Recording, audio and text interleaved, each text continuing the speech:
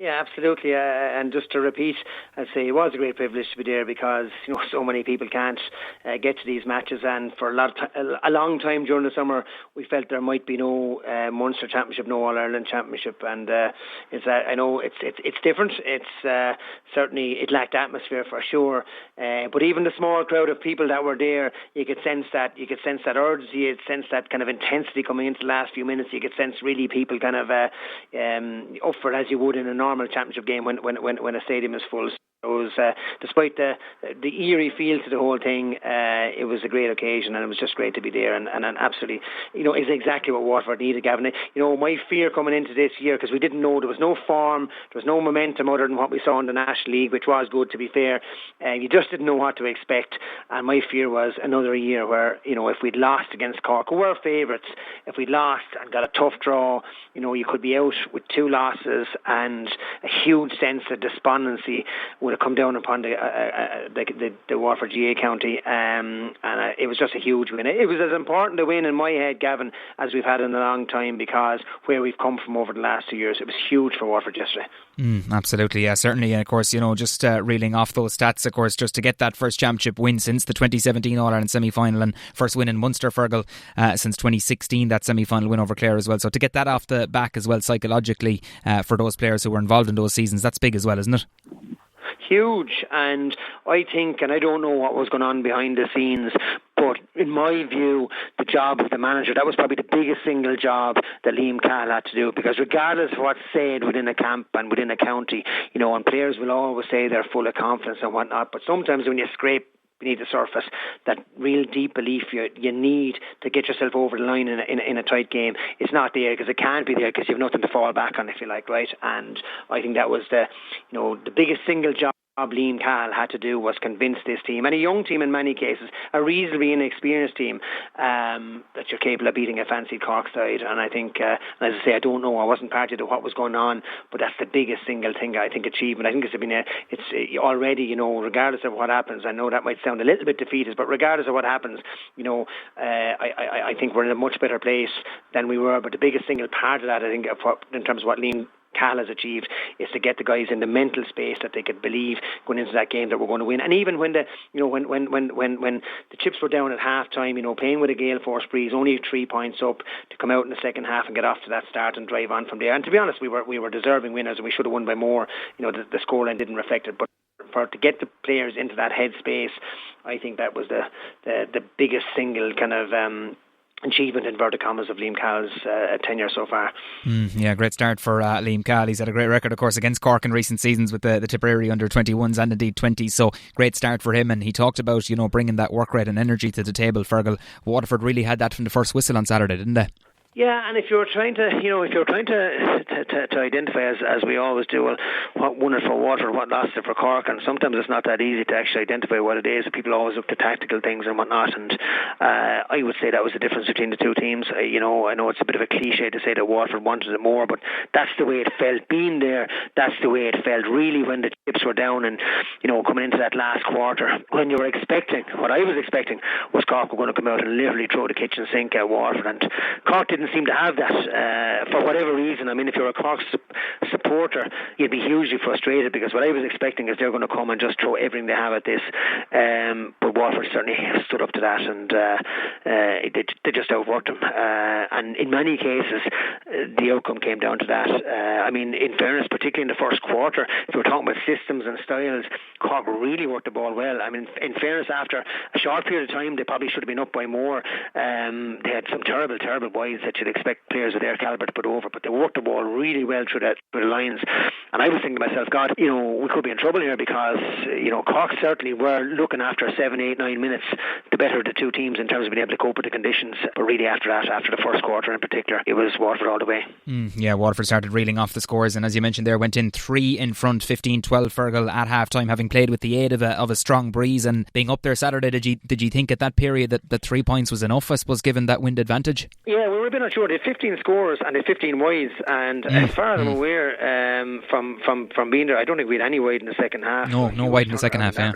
No wide in the second half. I mean, so 15 wides in the first half, and it just goes to show, I think they did fall in the trap of maybe shooting from out the field a bit more than they possibly should have because they had that wind at their back. But funny enough, Gavin, in the modern game, the breeze isn't as much of a factor. If you look at the scoring, I mean, we got 113 in the second half against the breeze, and we got 15. So we actually scored more in the second half. We didn't. We got 113 in the second half. So we actually scored more in the second half than we did in the first half. And similarly, Cork, I mean, there wasn't a huge difference between first half scores. They got 12 in the first half and they got 112 in the second half.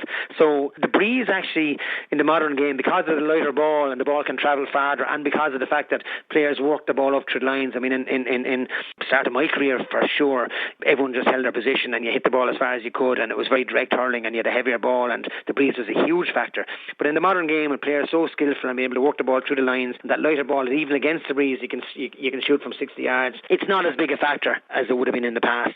The big advantage I would see sometimes is that the goalkeeper from Puckett, and you saw it in the game between Tip and Limerick Tip in the second half, where Pucketts were landing nearly on the opposite edge of the square, and that for me is an advantage for sure. But other than that, I think players are very adept at handling breeze, either playing with it or against it. So it probably wasn't as big a factor as we have made it out to be on the day, and Waterford for sure hurled every bit as good, if not better, against the breeze than they did with it.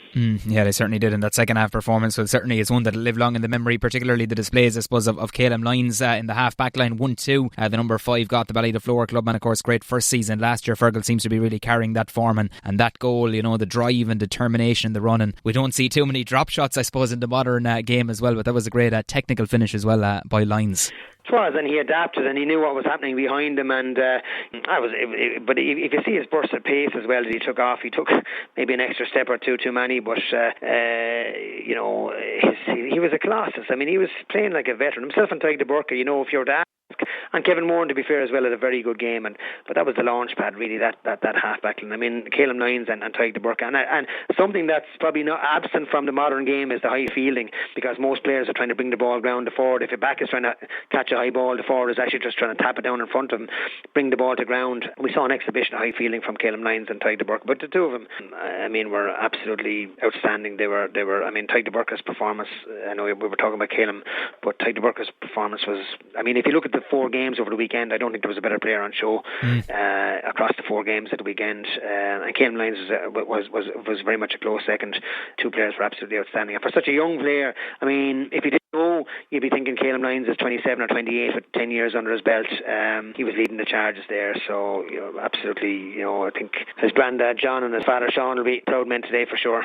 Yeah, they certainly will indeed. And you mentioned Tyke de Burka there, and you know, from listening to him last week in the build up to it, he was just delighted to be back in the fold. Of course, did the cruciate with his club Clashmore last year and put in a lot of work behind the scenes, and then to go out, I suppose, Fergal, and kind of lord the centre back position and bring that great intensity which he always does to the table as well. It was great to see as well, and all Waterford people were delighted to see him back on the field, and you know, he took off from the last couple of years as well since where he's been. Yeah, and I don't even hear the second hand that some game earlier in the year where he had come back, and you know, someone said to me, you know, he wasn't the Tyke de Burka that he was pre the injury and whatnot, and you know, again, I hadn't seen enough of him to see what could you expect on the day, but he was imperious. And like, you know, the other thing, and I know Derek mentioned it on the Sunday game last night, I wouldn't fully agree with him in the sense that, okay, yeah, he had a bit of cover there, as you always do in the modern game. You always have your half backs dropping back, you always have your midfielders dropping back. That's just a standard part of the modern game. I mean, I'd nearly go so far as to say that's not even a tactic anymore. It's almost a given. But Tyke de Burka wasn't playing a sweeper role, an out and out sweeper role, and I wouldn't quite say his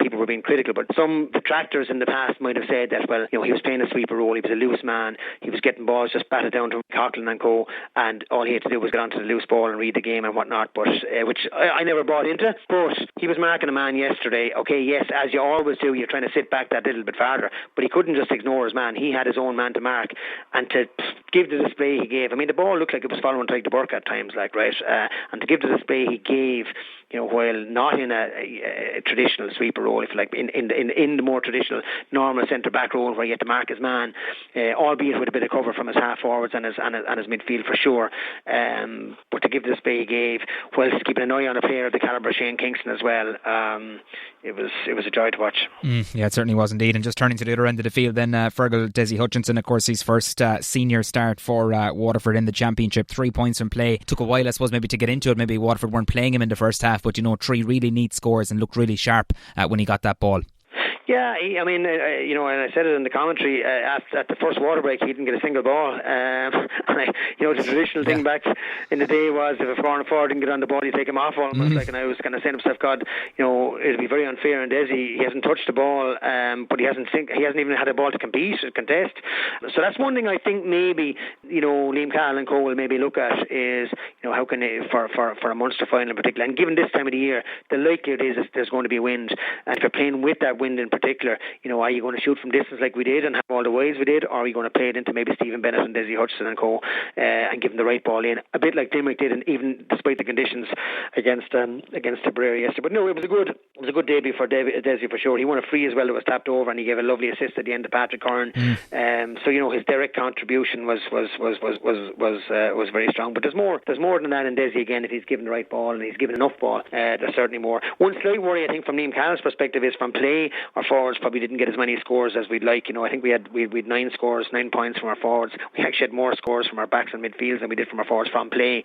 So our backs and our midfielders, I think between Jamie Byrne and Calum Lyons and Kevin Moore, and I think Shane McNulty got one as well. They accounted for 1-7, and our forwards accounted for 9 from play. I mean, Stephen Bennett, obviously a lot of those forwards frees were won by forwards, but that might be slightly worrying that we didn't have more scores from play from our forward line. But look, overall a score of 128, that's what you need nowadays. That's what you're going to need. But that'll win most matches for you. It'll be the exception that you won't win with 128. Absolutely, indeed. You mentioned Stephen Bennett there, Fergal, 12 points from frees. Missed a couple there in the first half. Maybe it looked like maybe the pressure was kind of getting to him, but really he nailed some crucial ones, as you say. Won a lot of them himself as well, and was kind of playing a deep role out the field as well, getting on a lot of ball.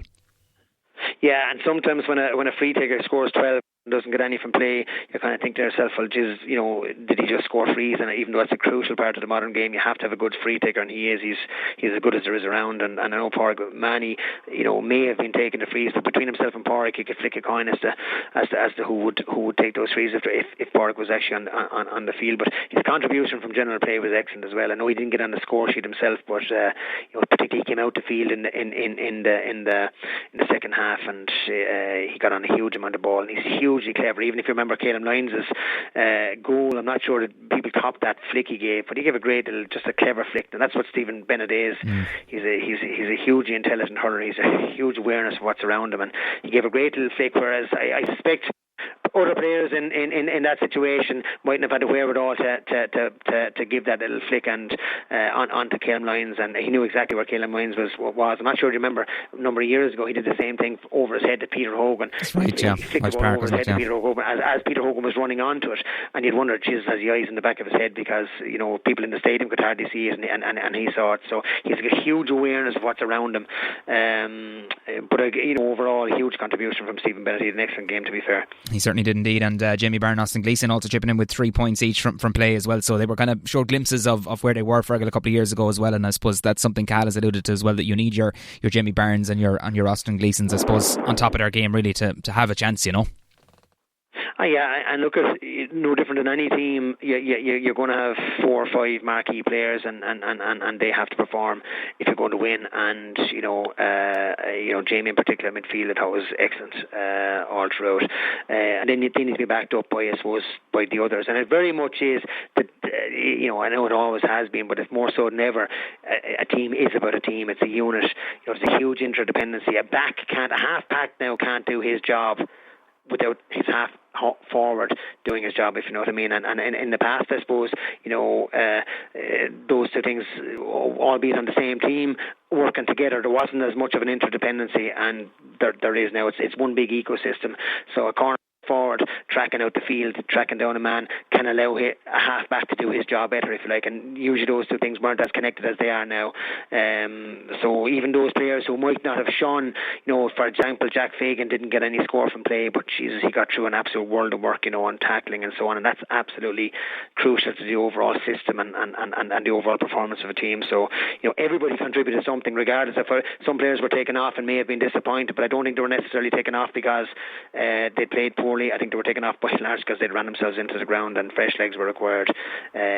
So as a unit, I think, and that's what I think Liam Cahill brings, is that everybody doing their job and everybody doing their job to the best of their ability, and he certainly got that, and I think he'll be very pleased with that. Yeah, he certainly will. Great start for Cahill. And just briefly, Fergal, touching on yesterday's action, Limerick, of course, remaining on course for back-to-back Munster titles, 3-23 to 2-17, winners over Tipperary in monsoon-like conditions down there in Páirc Uí Chaoimh. 2-16 they shot from play. They will be strong favourites going into the Munster final, but what way do Waterford approach now, taking on this seemingly unstoppable Limerick team? Yeah, and they are seemingly unstoppable, Gavin, and I'd go so far as to say, like, for me, the Kilkenny 4-in-a-row team were the best team I've ever seen, and arguably the best team of all time, and a lot of people would agree with that, I think. I think this team, they're not there yet, but they have the potential to get there and possibly even go beyond it. I mean, they're a machine. I mean, in my head, they got caught last year by Kilkenny, and I know your Kilkenny listeners won't like to hear that, but they were. I think if they played again the following Sunday, they would have won that game. They are the best team in the country, in my view, and if they got to the All-Ireland, they'd now be back-to-back All-Ireland and go for 3 in a row. And now they've 2 games under the belt. They have form, they have momentum. That was the biggest fear for Limerick, I say, is they hadn't the opportunity coming into this season to get their system, because they're very much a systems team. They're very much they play a particular style. That was the biggest fear for them, and now they have 2 games under the belt. They're going to be very, very hard to stop. It's going to be, it's going to be as challenging a game as Waterford have ever had, to be honest. They, as you say, they're seemingly unstoppable, and I know Liam Cahill and Co and Fra will have a heavy 2 weeks trying to work out how do you stop this team, because it is very, very difficult, because everyone knows what they do, and it's easy to say you know what they do, but stopping there's a whole different kettle of fish. Absolutely. Nice note to end on, and bring it on 15th of November, Waterford and Limerick then. No venue confirmed yet, but it'll either be Páirc Uí Chaoimh or Thurles, and we'll bring you that as soon as we get the information to hand. Fergal Hartley, as always, much appreciated. Mind yourself. Talk soon. Great, Gavin. Thanks a million. Good to talk.